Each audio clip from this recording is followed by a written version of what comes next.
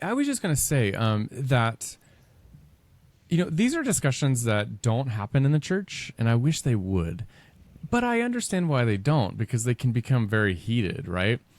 And I think the church should remember that this culture that we live in doesn't always give us a good context for how to have discussions. So, for example, in our culture, if I, the idea is that if I say I disagree with you, sometimes that's taken to mean I hate you, right? And that's a terrible world to live in, if I could be honest. But I actually think the church can offer a different paradigm for these sorts of discussions, a discussion in which we're not afraid to say, maybe I was wrong, or maybe you're wrong and I'm right, or maybe I'm wrong and you're right. Let's cash this out in terms of, what's right and what's wrong. And then afterward, we can go have dinner with one another. It's not like, if Matt Halsted is wrong, okay, I want the truth. I'm pursuing the truth here. That's what matters the most to me. If I'm right and others are wrong, it's okay. Like I guarantee you, Matt Halsted is wrong about something.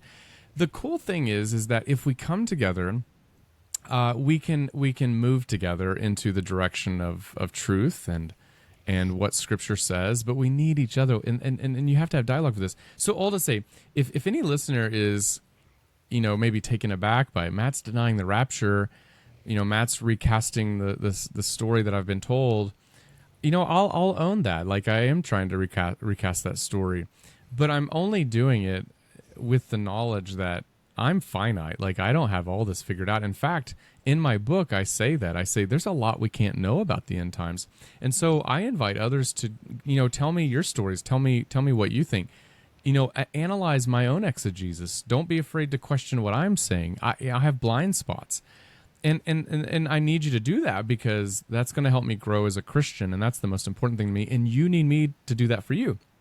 If we could facilitate those sorts of discussions within the church that are, safe places and they're low cost discussions, I feel like that will do two things. One, we'll get closer to the truth. But secondly, and very importantly, we'll show the world how we can talk, how we can have dialogue. And if there's ever a time in our world where we need to have dialogue, I mean, my goodness, this is it. Can I share a very quick story? I allude to this in the book.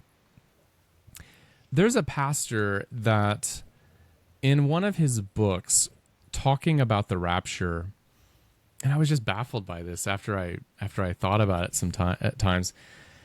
He quotes a passage from either 1st or 2nd Peter. I don't remember which the text is, but it's a text that says in the last days there'll be scoffers. I think it's 2nd Peter. Scoffers in the last days. And he made the comment, he said, the fact that we today have people denying the rapture is proof we're living in the last days, because in the last days there will be scoffers.